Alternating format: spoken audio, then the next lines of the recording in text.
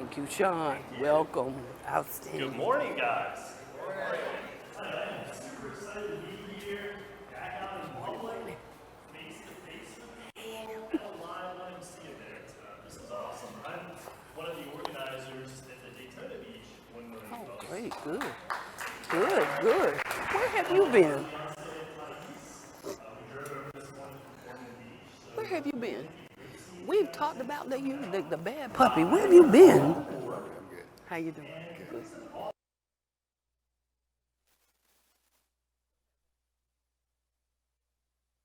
Profit out of writing. Now, I've written and published 7 books personally myself, and I've helped close to 50 aspiring authors write and publish their first books through ghostwriting, author coaching, editing, formatting, and publishing consultation services that I offer. Now, my path to this business was a little bit windy. So I fell in love with writing back in the 3rd grade when I entered a young authors contest. I just loved the notion that you could write a story and create a book on your own. I'd always been good with words. I used to read the dictionary for fun. Yes, I was a nerd. But it did yield some early success. One of my early claims to fame was I won 2 countywide spelling bees, got to go compete at the state level in grade school, which was quite fun. But then life gets in the way, you know. In college, I studied environmental sciences, and then from there I went on to start a mobile auto repair service. And from there, I ended up starting a real estate brokerage and contracting company. Can everybody hear me okay? All right, we'll ditch the mic. So I really poured my heart and soul into the real estate brokerage and contracting company for 10 years. And truth be told, I had already gotten a little bit burned out on those businesses right before 2008 came along and yanked the rug right out from underneath me. I ended up losing both businesses. It was a very, very difficult time of my life. 2008 was the worst year of my life, hands down. But what I learned is sometimes we have our best growth opportunities and our best learning experiences during the worst times of our life. So the biggest change that I made was I moved from Richmond, Virginia, down to Ormond Beach, Florida. And it was an amazing move for me. I got into where I hated winters. I was not happy with my life. I was doing very well, but every Sunday I spent the entire day planning out 15 people's lives for the week, all of my employees. And I had the perfect plan in place, and then one employee doesn't show up, throws a monkey wrench, and the whole works. So when I moved here in 2009, I came on my knees. I was really humbled. I mean, I went from making very, very good money to eating ramen noodles and taking cold showers because I couldn't afford to pay my gas bill. I had no idea what I was going to do when I got here. I'd left all my family, all my friends, all my business clients behind. The only person I knew when I moved here was my daughter, who was 12 at the time.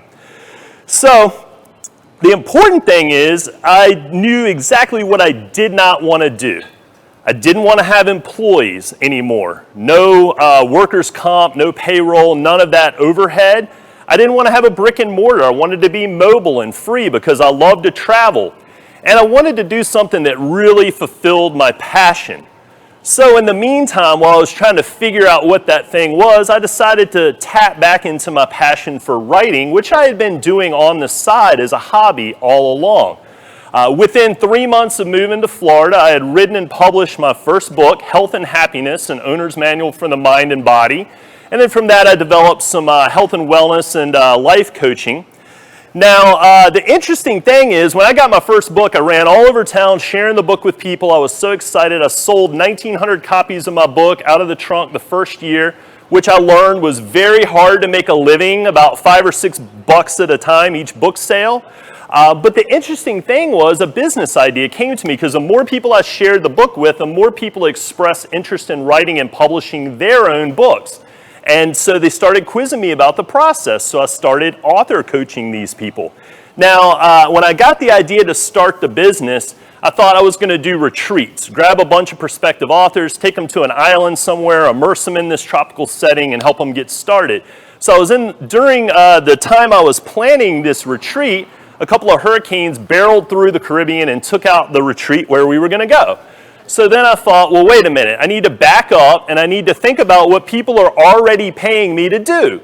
And I focused more on the author coaching. I implemented ghostwriting as well, where people tell me their stories and I write them for them.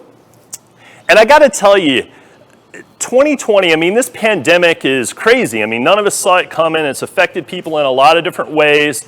But I was definitely a lot more prepared to deal with this crisis than I was in 2008 because I had no overhead, no employees. I worked from home anyway. And if anything, this pandemic and quarantine gave me an opportunity to focus more on my own projects. I was actually able to get one of my books to #1 on Amazon's bestseller list for new releases. Thank you. And this had been a lifelong aspiration since the 3rd grade and really a goal that I've been pursuing for the last 11 years. I finished out a bunch of client projects and I even had new clients come to me because they found themselves sitting at home with nothing to do but write. So that kind of leads me into the question and answer here. May I start off with a question for you guys?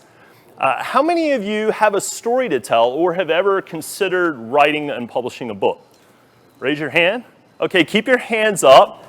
Now, if you have actually written a manuscript, keep your hands up. Okay? If you've actually published that manuscript, keep your hands up. Okay, so 2 out of the group. Fantastic. Congratulations, you 2. Yes. Now, my question to you is, those of you that put your hands up expressing that you had a story or that you thought about writing a book, what has kept you from getting to the point of writing the manuscript, or if you wrote the manuscript, what has kept you from publishing it? Talent? I'm illiterate, but you can draw, I saw. Time is a big one that I hear quite often from people. In fact, I think when I was doing health and wellness coaching, time was the #1 excuse I heard from people too as to why they don't work out. So the interesting thing, I had to incorporate that into part of my business model. So my my health and wellness and life coaching had prepared me for that. So not only do I coach people to write their book, actually physically how to write it, how to get the story out of their head and into a tangible medium, but I have to coach them about their life in general to help them organize their day and plan their schedule so that they can actually put the fingers to the keyboard and get it done. What else? Anybody else? Somebody else said talent. Who said talent? Talent. That's a big one. I think sometimes we all question, like, are we good enough? So do we find ourselves making that same question in our mind or that same excuse in our other business as well? Am I good enough? Am I talented enough? So, yeah, from time to time. Knowing the next step. Knowing the next step. Yep, that's a big one. What else? Okay. You're looking for an illustrator. Any artists in the room here? We got a couple up here. Connections at 1MC. So guys, my next question for you, and then I'm going to turn it around and let you guys ask me questions, is those of you that want to write a book or want to write a story, maybe to help with business credibility, to get your message out there better, maybe it's a blog or better web copy or marketing materials or something like that. How do I help you? How do I, A, find you? How do I get to you? What kind of engagement would entice you to embark on that task of maybe writing and publishing a book? Any thoughts? Would it be a social media pop-up ad that you see that, yes ma'am? Have you done or have you considered doing, say, like a 5 or 8 chapter online Facebook Live complimentary course? I've considered that. I do have some competition in my arena. I have some pretty big players, Chandler Bolt, Steve Harrison. There's quite a few people that are doing that very well. They're doing group online forum style coaching and online programs. So I guess my goal was to niche myself a little bit more. I love the one-on-one interaction and face-to-face with my clients. I love being the one that's doing the editing and the coaching, and I know every aspect of the job. But I think the challenge is it's stymied me from being able to scale and grow. Fortunately, I don't have to work with a lot of clients, so I'm really looking for a very narrow demographic. Really, 6 clients at any one time is the most that I'll work with. So I've considered going into the forum or onto an online platform, but I don't know that I want to necessarily compete head-to-head with people that are already doing that well. They already have a solution for that price point and that demographic. Does that make sense? Yes, ma'am.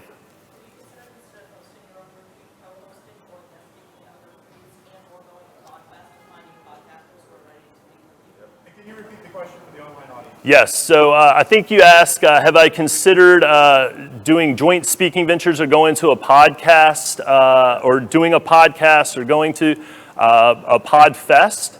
Is that the question? So actually, Tyler and I went to PodFest last year. We had a blast out there. We made some great connections. It's my goal to start a podcast. I haven't yet because I haven't had time, and that's a good thing because I've been busy with the business. Excuse, right? And also speaking, yes, I've got like 3 or 4 speaking engagements coming up locally in Volusia County over the next few months. From time to time, I do free workshops at the Total Wine, has a really nice meeting room. So things of that nature. A lot of my clients are coming to me through 1MC. 1MC has been very good to me. I've spoken at quite a few chapters throughout the Southeast. Word of mouth referrals, my social media posts, things of that nature have been bringing in clients so far. So now I'm kind of at the point where, and maybe this is something you guys can guide me on, I've had the opportunity to grow, and I think the worst thing that happened to me in my contracting business was that I grew too fast, out of control, before I knew how to manage it. I don't want to repeat that cycle again. I don't want to have employees again. I do work with some subcontractors for my book cover design and for my coding and programming of the ebooks. So, hey long guy. So I'm really in a quandary, whether to try to scale and grow or whether to stay in, a comfortable place where I'm at now, 6 clients at a time. I kind of devote 1 day to each client, and it's a very low stress business for me. I can work from anywhere. We love to travel, so I've even finished quite a few books on sailboats while I was on a sailing trip. So anyway, I will flip the mic around to you guys.